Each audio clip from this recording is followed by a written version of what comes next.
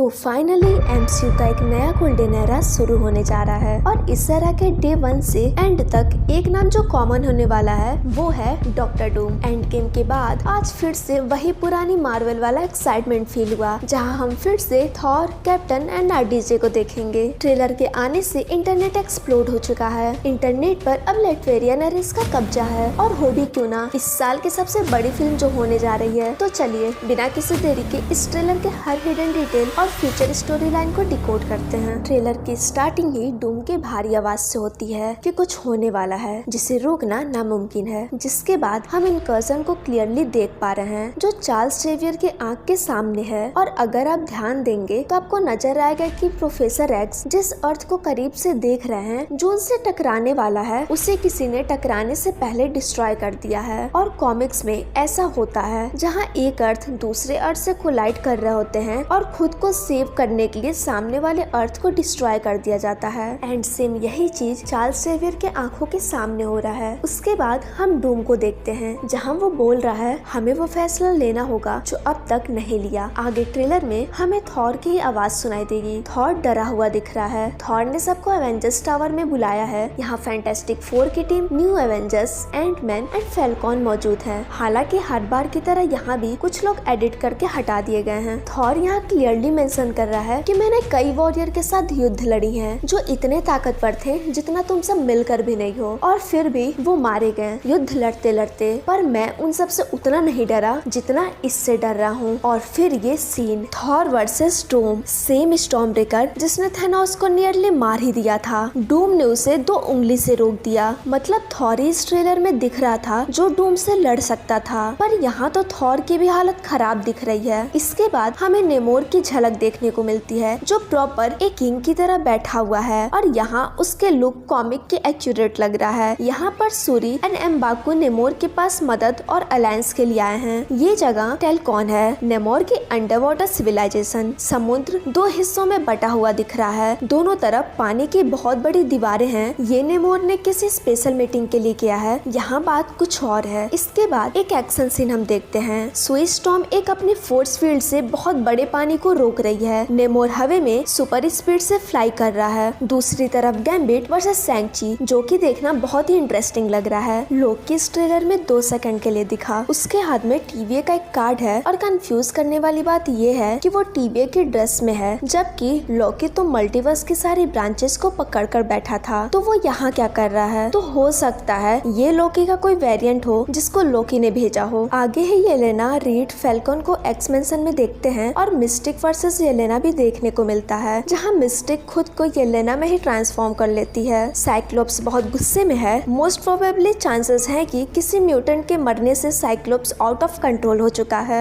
Doctor Doom से भिड़ने के बाद थॉर तो ये समझ ही गया होगा कि स्टॉर्म ब्रेकर डूम के लिए काफी नहीं है, इसीलिए यहाँ उसके हाथ में मियोनियर भी अब दिख रहा है। थॉर बोल रहा है अब हम जिंदा लौटे तो एक परिवार बनकर लौटेंगे, और ये तभी मुमकिन है जब कोई करिश्मा हो पाए। फिर हम देखते हैं स्टीव रॉजर्स को वही पुरानी हेयर स्टाइल के साथ। थॉर बोलता है ये नामुमकिन है क्योंकि उसे डाउट है कि ये रियल नहीं है, और इसलिए वो अपने मियोनियर को आगे करता है और वो सीधा कैप्टन के हाथ में। पूरे ट्रेलर को देखने के बाद आपको बहुत कुछ मिसिंग लगेगा, जिसमें से सबसे बड़ा नाम है सेंट्री का। सेंट्री की कोई बात ही नहीं है ट्रेलर में। इसका मतलब है मार्वल ने उसके लिए कुछ बहुत बड़ा प्लान कर रखा है। इस पर हम नेक्स्ट वीडियो में डिस्कस करेंगे। आप अपनी राय कमेंट बॉक्स में बता सकते हैं कि सेंट्री का इस मूवी में क्या रोल होने वाला है। वीडियो को लाइक करें, चैनल को सब्सक्राइब करें और मिलते हैं नेक्स्ट वीडियो में।